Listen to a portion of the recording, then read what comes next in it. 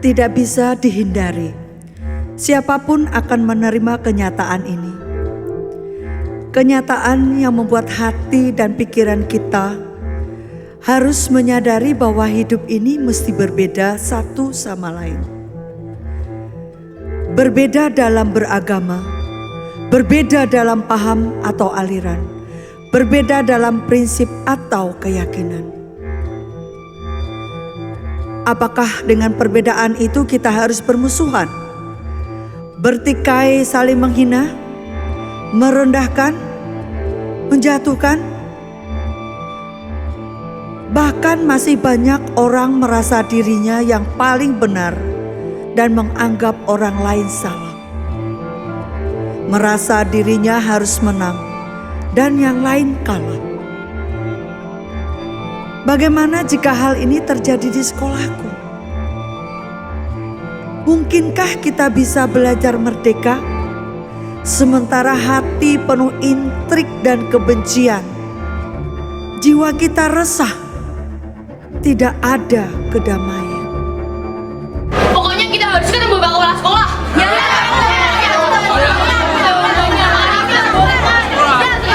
Pokoknya.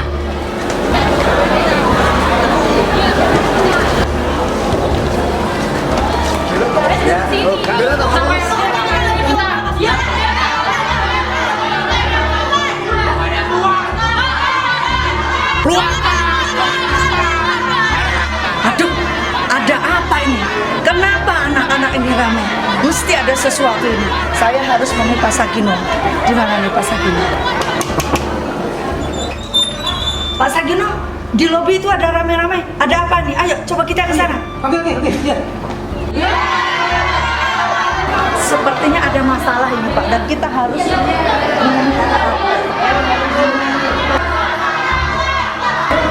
Ada apa ini? Kami ingin menghadap kepala sekolah, Pak. Ini saatnya pelajaran dimulai. Kenapa malah bergerombol di sini? Ada hal penting yang ingin saya sampaikan, dan mereka semua termasuk dalam persoalan tersebut. Ini menyangkut prinsip dan keyakinan saya, Pak. Ada apa dengan keyakinanmu? Sudahlah, Bapak jangan sekali-kali menghalangi kami untuk bertemu kepala sekolah. Sudah berapa kali saya beritahu kepada Bapak, tapi tidak pernah ada jalan keluarnya. Mereka setiap hari berdebat, Pak, dan nyaris berantem. Bahkan mereka saling mengolok-olok dan melecehkan. Ujung-ujungnya pun mereka ini saling merendahkan agama dan Tuhannya. Ini terjadi hampir setiap hari, Pak. Sekarang, berikan kami kesempatan untuk bertemu kepala sekolah. Sudah. Sebaiknya kalian kembali ke kelas masing-masing. Kalau kalian ingin masuk, silakan. Yang jelas, beliau saat ini tidak ada di tempat. Ibu yakin, nanti siang atau besok pagi, kalian pasti bisa bertemu dengan beliau. Sekarang bubar, ayo bubar.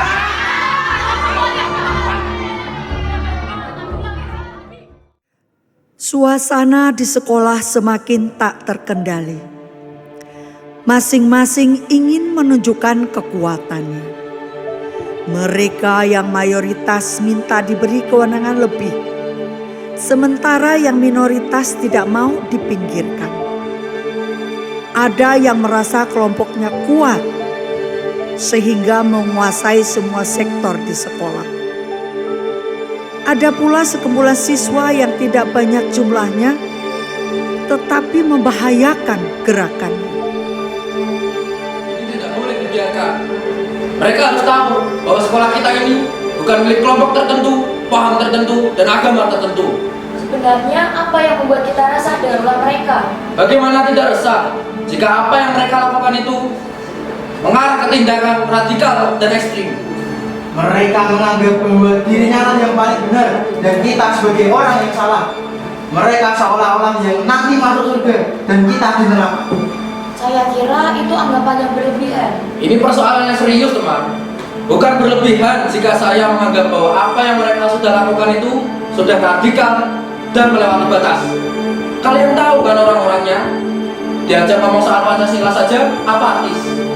Menurut mereka, Pancasila itu ciptaan manusia yang tidak bisa dijadikan pedoman hidup.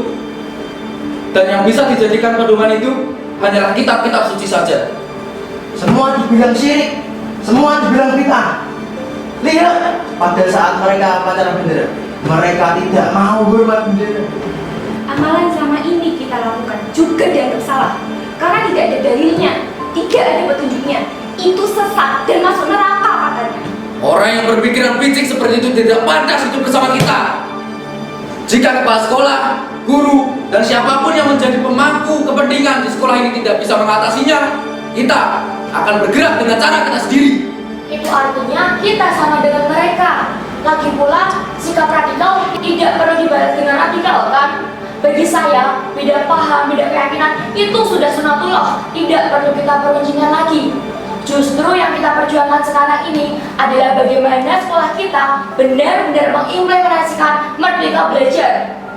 Saya kira Anita itu benar. Masih banyak persoalan di sekolah ini yang menyesakkan dada kita. Hampir semua kegiatan di sekolah ini dibatasi, dikekang, bahkan dilarang. Buktinya kita tidak boleh pentas seni sebagai aktualisasi kemampuan kita. Kita juga tidak boleh studi wisata. Acara perpisahan pun dianggap hura-hura dan tidak bermanfaat. Itulah sebabnya sejak awal saya ingin agar pimpinan sekolah itu hadir. Jangan pernah anggap remeh permasalahan ini. Kami sebagai kaum minoritas tidak ingin dipaksa, tapi juga lebih dari itu.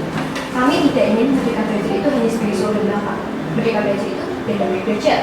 Persis apa yang menjadi jargon sekolah kita, yaitu sebagai sekolah damai.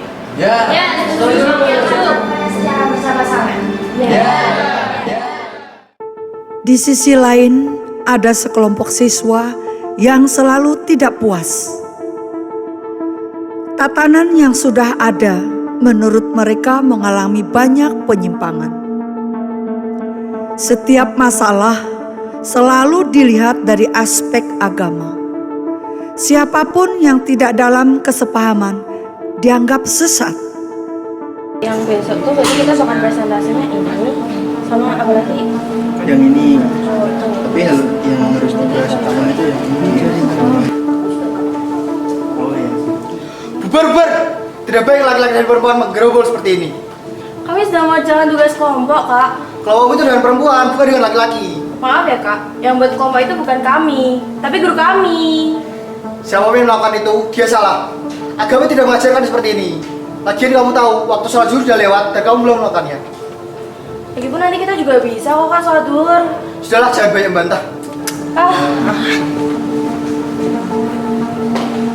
Sungguh tidak bisa diabaikan. Mereka semakin mempertajam perbedaan. Mereka saling membangun kekuatan dengan cara menjatuhkan satu sama lainnya. Pada akhirnya, merusak nilai-nilai persatuan, menghancurkan demokratisasi pendidikan, jauh dari rasa aman dan nyaman. Situasinya semakin gawat, Pak. Betul-betul gawat. Bapak harus turun langsung menangani permasalahan ini. Temui mereka, Pak. Sebelum terjadi sesuatu yang tidak kita inginkan. Mereka mempertahankan ego dan keyakinan masing-masing. Kalau hanya sekedar beda prinsip, tidak masalah, Pak. Tapi ini sudah menyangkut fanatisme golongan. Bahkan mereka tidak toleran dengan golongan yang lain. Pak Dedi sebagai wakil kesiswaan, apa yang selama ini dilakukan? Tidak kurang-kurangnya, Pak. Saya memberikan pemahaman terhadap mereka yang bertikai. Apa selama ini tidak pernah diajarkan bagaimana siswa bertoleransi? Silakan duduk.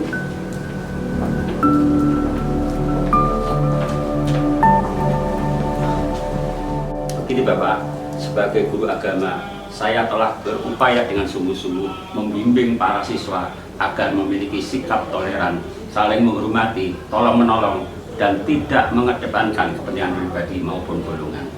Sebaiknya kita undang mereka yang berselisih. Kita peringatkan, kalau perlu kita beri sanksi yang tegas, terutama terhadap mereka yang memprovokasi dan menghasut teman-temannya.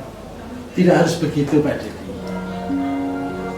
Kita mesti membenahi langkah-langkah yang selama ini kita lakukan. Kebersamaan dan kekompakan adalah kunci untuk membedah perselisihan yang berbau sara ini. Saya kira kita bisa melakukan hal itu. Penanganan konsep dasar dulu Pak, yang harus kita gerakkan. Nah, itu yang ingin saya katakan. Berarti harus menanamkan pada anak-anak kita agar berjiwa toleran, tidak ekstrim dan juga tidak radikal. Rumuskan dengan baik. Prinsip umat terbaik menuju sekolah damai. Konsep yang bagus, Pak. Umat terbaik menuju sekolah damai. Konsep yang bagus. Bagus. Prinsip umat terbaik itu adalah mengedepankan berlaku benar, amanah, berlaku adil, jiwanya tolong menolong, dan jiwanya tangguh, konsisten. Dalam agama kita kenal dengan as-sidqu, al-amanah, al-adalah, terus At-ta'awun al-istiqomah. tepat sekali. Prinsip dasar ini harus dirumuskan secara sistematis dan digerakkan secara masif, Pak. Harus diwujudkan dengan kegiatan yang nyata, yang menggambarkan bahwa mereka saling melindungi, saling mengamankan, dan betul-betul saling menghargai. Berbeda itu indah. Perbedaan itu dinamis yang tidak harus berujung dengan permusuhan. Betapa hebat. Berbeda tapi bersaudara. Mereka berdebat tapi penuh kasih sayang. Apakah bisa? Bersama kita pasti bisa.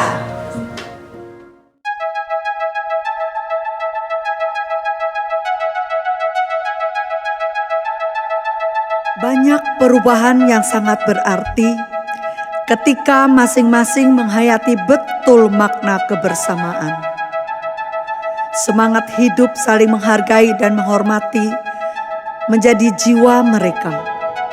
Kejujuran, kesetiaan, dan toleran benar-benar mewarnai setiap kegiatan. Belajar terasa damai dan menyenangkan. Perbedaan paham, prinsip, dan keyakinan mengiringi mereka untuk terus berkompetisi meraih prestasi.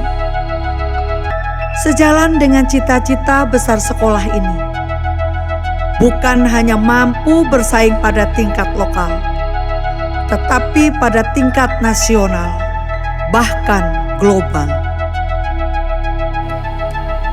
Prinsip umat terbaik adalah berbuat benar dan dapat dipercaya. Berlaku adil dan berjiwa tolong-menolong. Satu lagi, berjiwa tangguh. Percayalah, kita pasti menuju Sekolah damai.